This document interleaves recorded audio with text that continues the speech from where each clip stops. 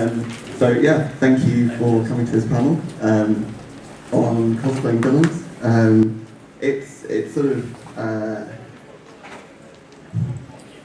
I cosplay a lot of villains, so I wanted to do something that was just kind of brief, kind of jaunt through sort of the history, the tropes, different types of villain that people cosplay, that people like, kind of why they like them, that kind of thing. It's not in huge kind of depth or anything. Hello, Pete.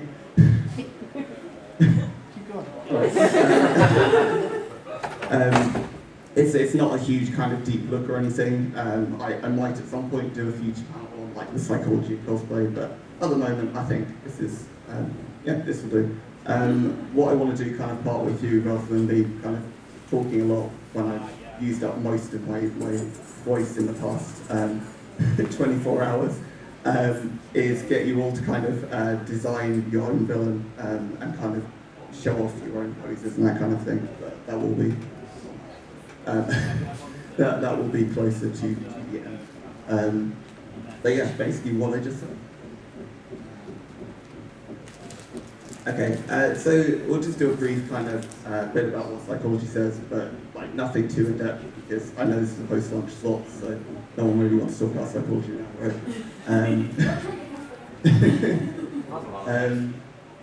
So there's a bit about kind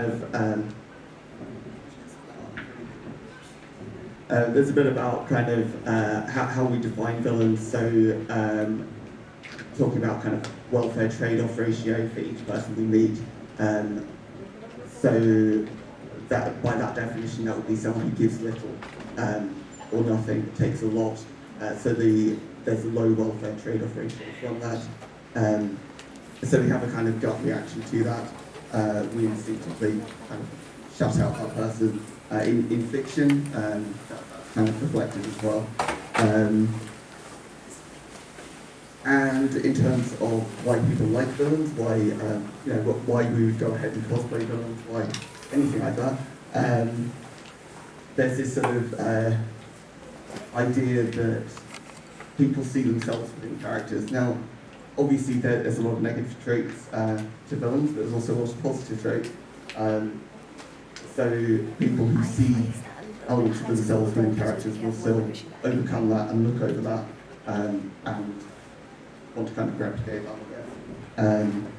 And then this sort of idea of in-groups and out-groups, the formation of groups based on perceived similar characteristics. I'm going to help you there here. So, where are the glasses? I'm so sorry. I could have worn those glasses. Okay, so we're just going to go through sort of rough ideas of categories of villain. Just kind of briefly, kind of if you want to shout out any examples as we go, make it a bit more live. So we've got things like the sort of I put straight in question marks because we'll talk a bit about queer coding later, but there's a lot of this sort of thing in villainy. So straight up classic villain, your anti-hero, your villain protagonist, your tragic villain, comedy/trope villain. You've got things like planet gods, humans, AI, things like globals, monsters, the idea of a femme fatale, and then the idea of subverting everything, creating villains based on nothing you kind of seen before. Okay, so here's some examples of the kind of the classic villain archetype. So I put here, just a bad guy. They know it, you know it.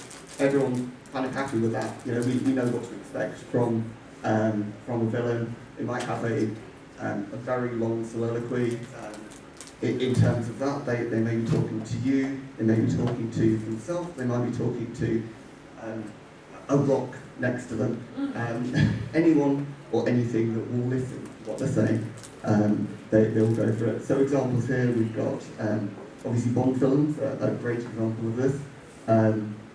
Probably up until recently, I can't think of a Bond villain that doesn't kind of fit this trope. We've got Skeletor, very powerful in his soliloquies and speeches. creatures, and of course Dio.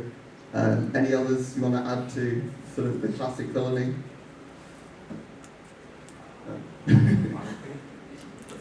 Literally, like the Emperor from Final Fantasy II. Literally called the Emperor.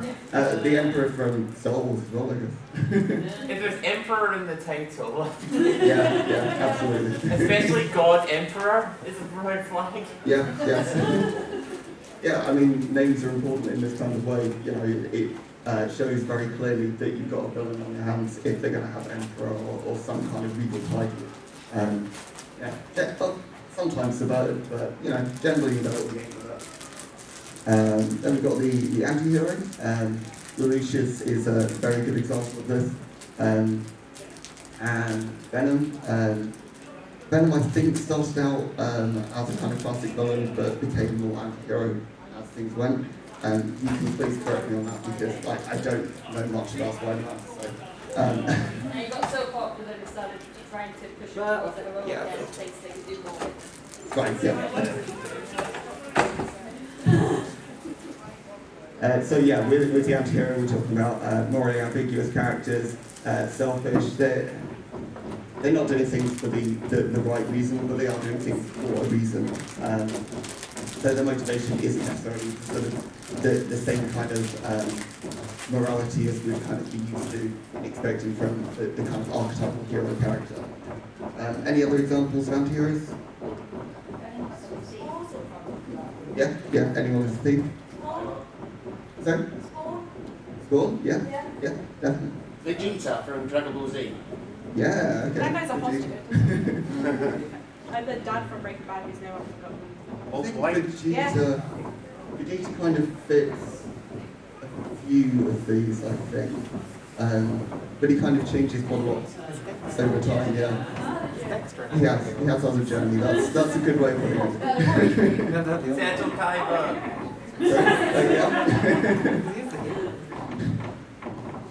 Okay, there you go. the film protagonist, so Dexter was obviously the kind of classic example of a villain protagonist, but I was really racking my brain trying to think of a villain that is the kind of the central protag, but then switches partway through to showing you they are actually the villain. And I know like there are definitely some out there, but I can't think of them.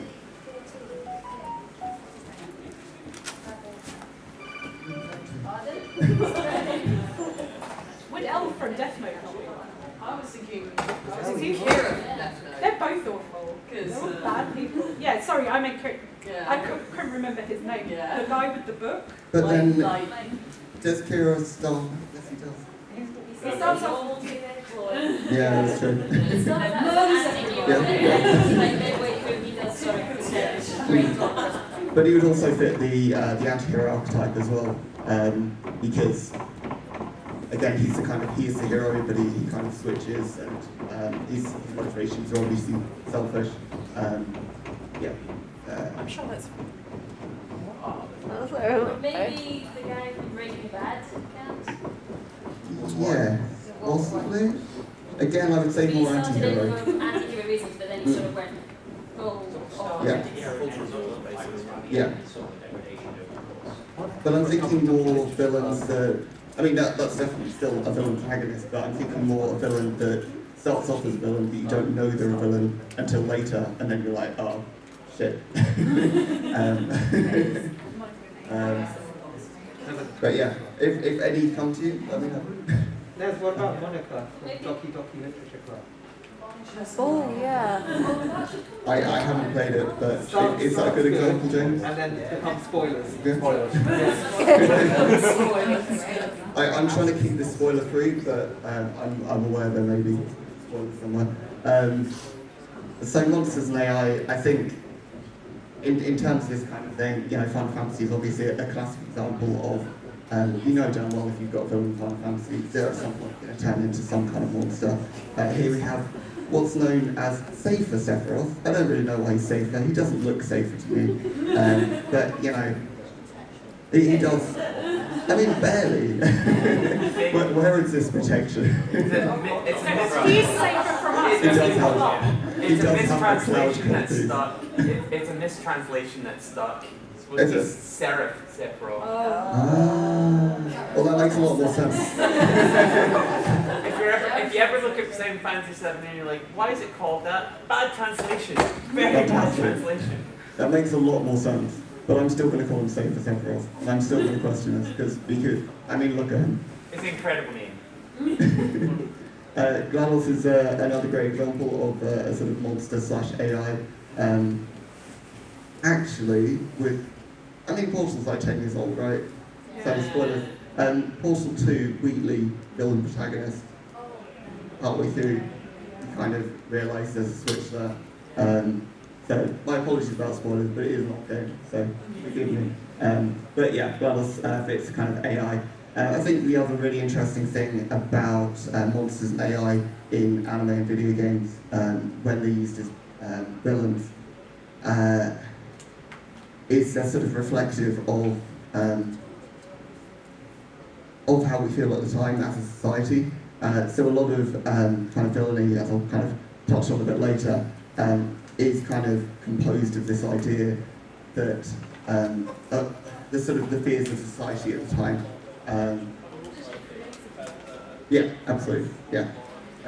So you think about things like Frankenstein's monster back in the day. That was kind of fear of just kind of body horror, being kind of able to recreate life, that kind of thing.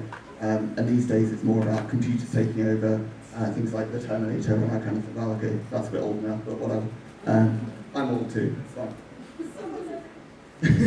We're all old together. So the femme fatale, I've used an Ace Attorney one. Again, probably a little bit of a spoiler, but again, pretty old, so it's fine.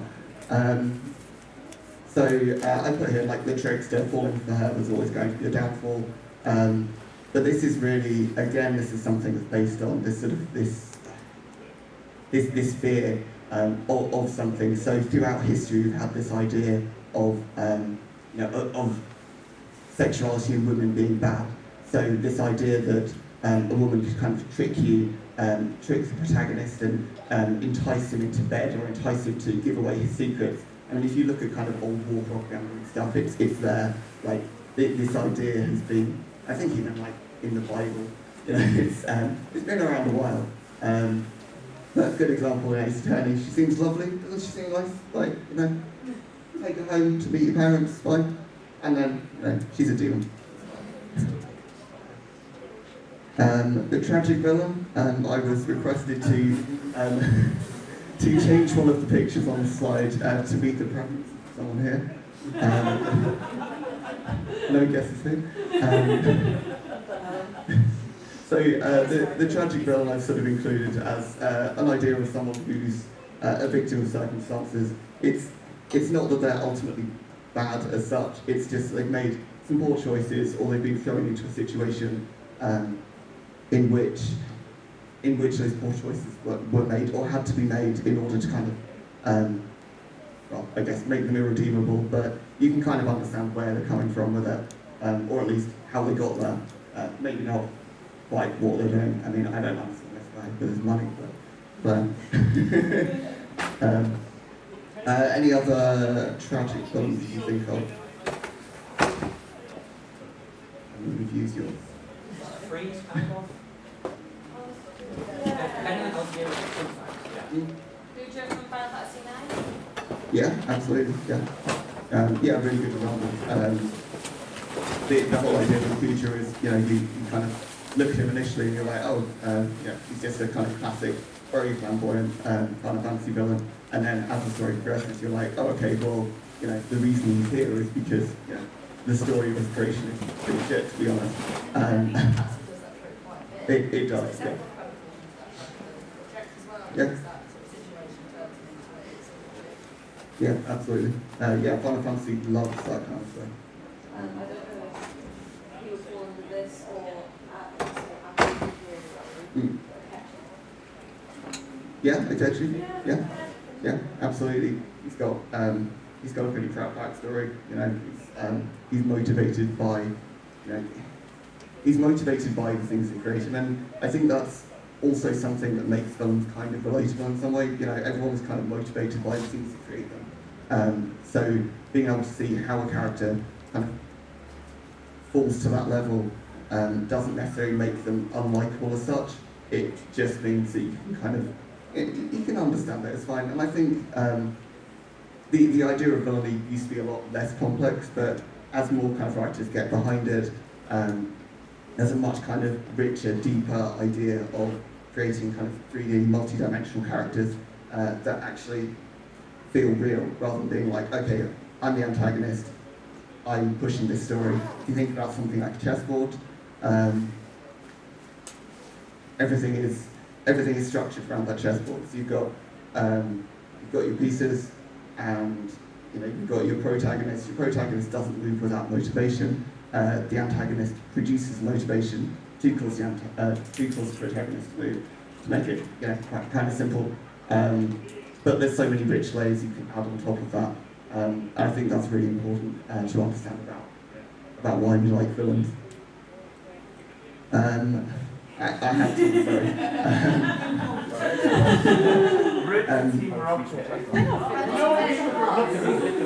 Yeah, my partners are very often confident. I disagree. They're really good at everything except catching Pokemon.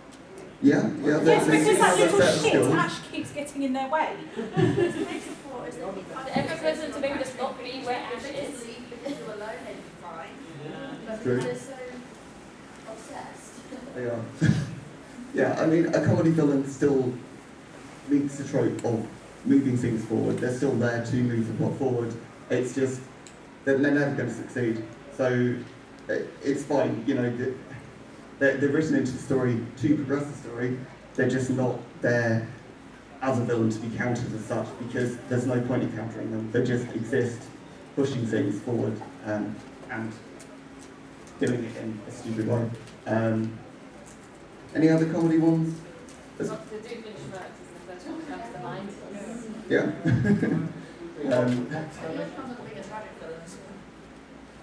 Yeah, there's a lot of tragic villains. I mean, I think the good thing is I've sort of separated these into categories, but let's be honest, most villains meet at least two of these categories. Particularly, again, more modern ones where writings could have kind of become more complex around them.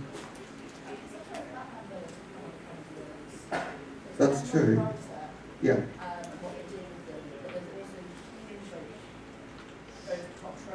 Yeah. Mm. Yeah. Yeah, I mean,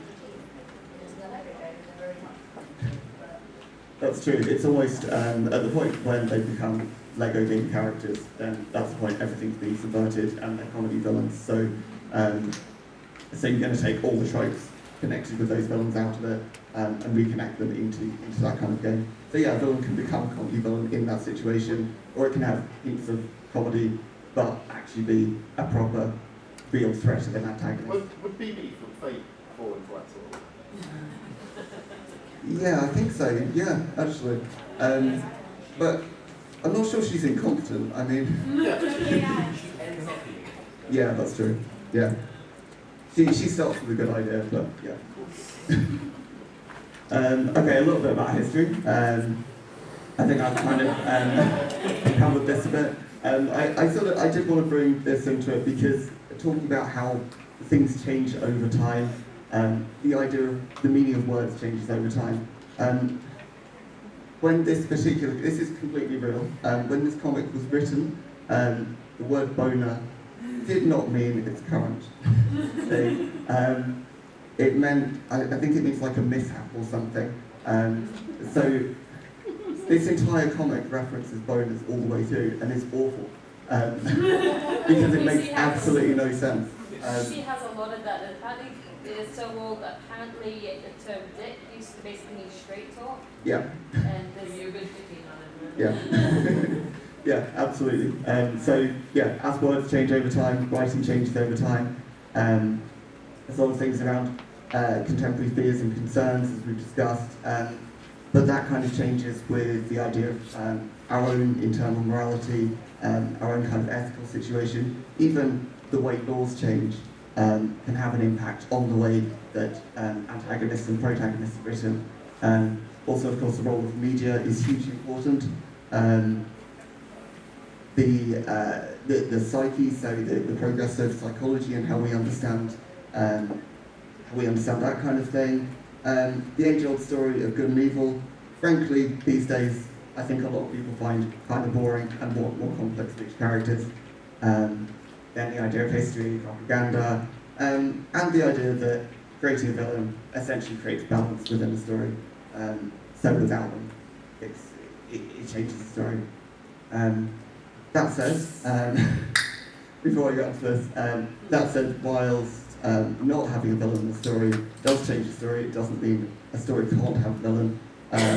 So if you think about things like Encanto, there is no actual villain character, it's more characters reacting against their own internal concerns about themselves and about the situation.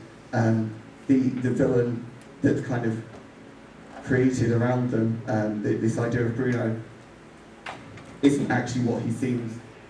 So it's more directed around this idea of things that they think are there but aren't there.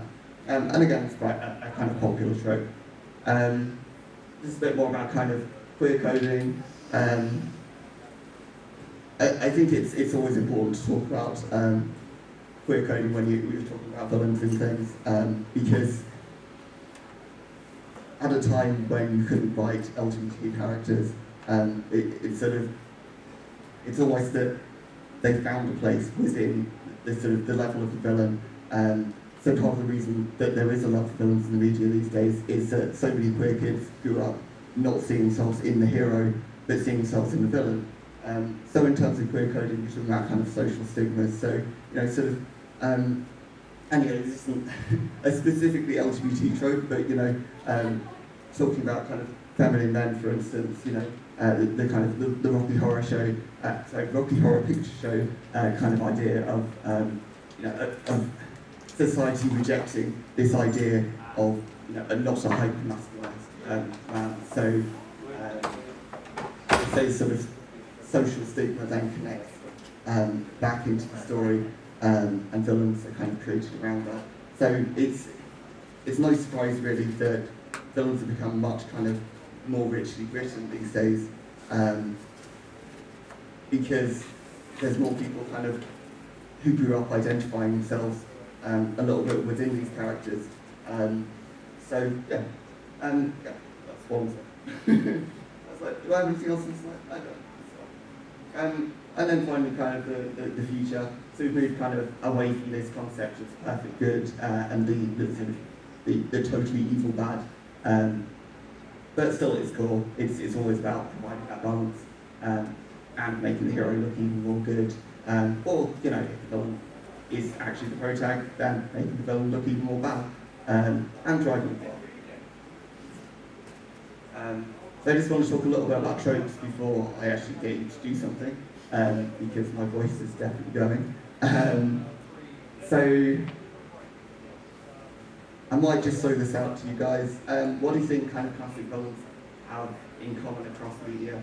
And do you think there's different kind of villain archetypes in anime games and other media? So do you think there's a sort of distinction between the idea of anime villains versus game villains, and then versus other media? Anything else?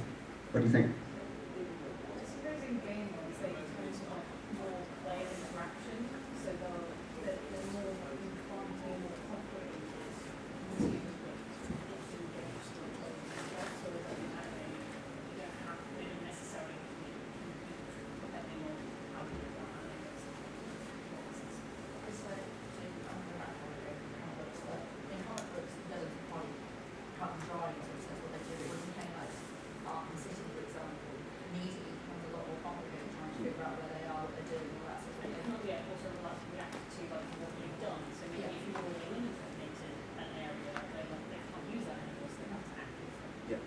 Marvel's got the common trope, I think, now in most of its movies where the villain is like a reflection of the hero, but like a tragic, this is what the hero could have been if they had set down this path instead.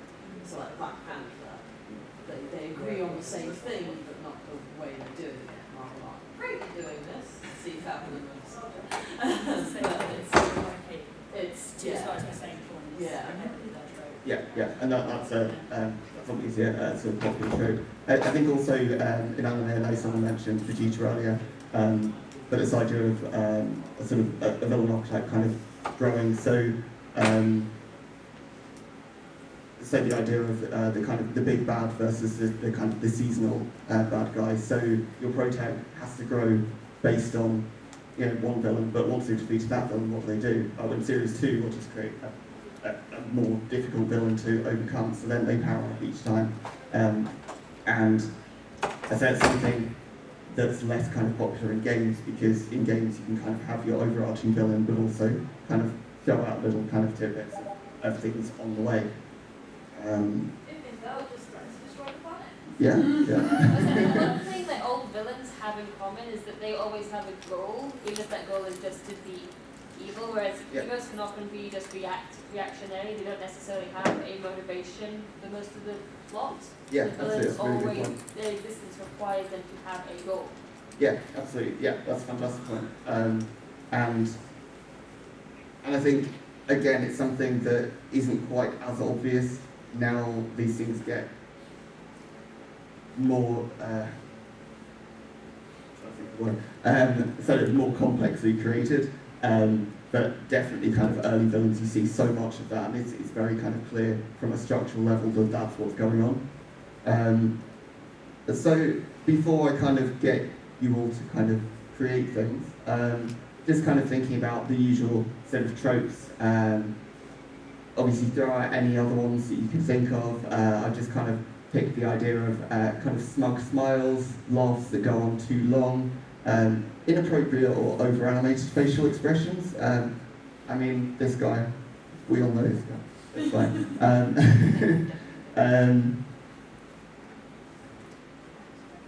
If they're the only Yeah. British accent in the production, Yeah. they're probably the bad guy. Yes, there's definitely a thing about accents. I think, again, that's kind of culturally created. This kind of idea of, if you go back to kind of the idea of the British Empire and stuff, and people kind of perceive the British in a certain way based on that. And that's kind of lasted throughout media. Yeah, we do make good bad guys. I brought Vegeta into it eventually. But yeah, the idea of soliloquies, the lengthy explanation. Obviously, we talked about kind of levels of villainy, the kind of singular big bad or smaller seasonal ones, on sidekicks, and then overlords versus minions. And then, again, kind of thinking about the kind of classic evil look. Capes and collars are very important to every villain. I think I've got a couple here. Glasses are really overused in anime, so you're dealing with a villain where they kind of look up over their glasses and suddenly it kind of flashes, questionable iconography, cheekbones. Often villains aren't really limited by one outfit. Again, kind of protags are often sort of identified by the kind of classic look, but a villain might turn up in 10 outfits in one episode, and they always look impossibly good doing so. I don't make that rule, but it's a thing. And then the importance of hair. I grabbed the trustworthiness of beards if you want to check that out from TV tropes, in case anyone was thinking of growing facial hair. But we go from sort of a nice trustworthy one down to the very evil at the bottom, including werewolves somewhere.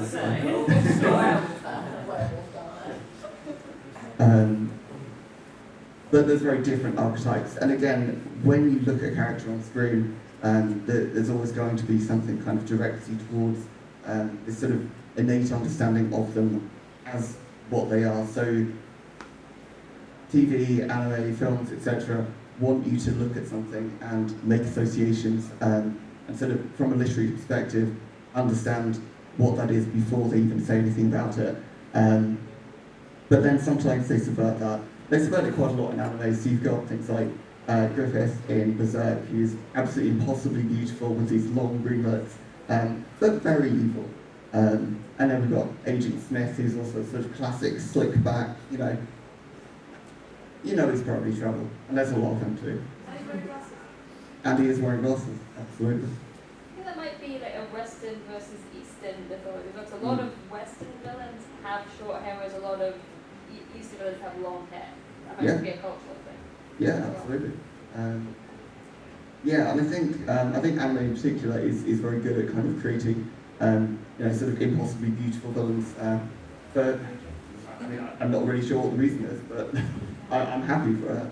It's not like femme fatale trope almost, Yeah. where it's being like the really attractive woman. Now it's just all bad people. And the lesson from today is now all bad people are attractive. Welcome. Thank you, Kat. Okay, so I can stop talking for a while. So I basically just want to say, if we split into like groups of, I don't know, I was thinking about how many people I'd have here, and there's a lot more people than I thought. So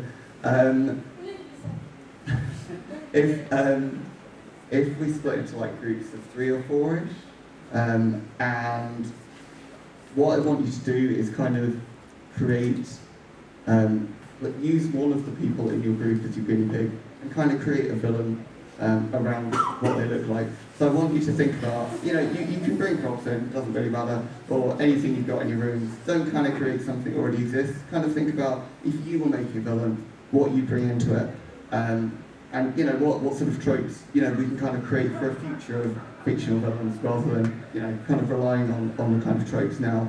And then we'll talk again when my voice comes back. I don't actually know what time it is. It is 2 p.m. So yeah, like 15 minutes. Designs and stuff.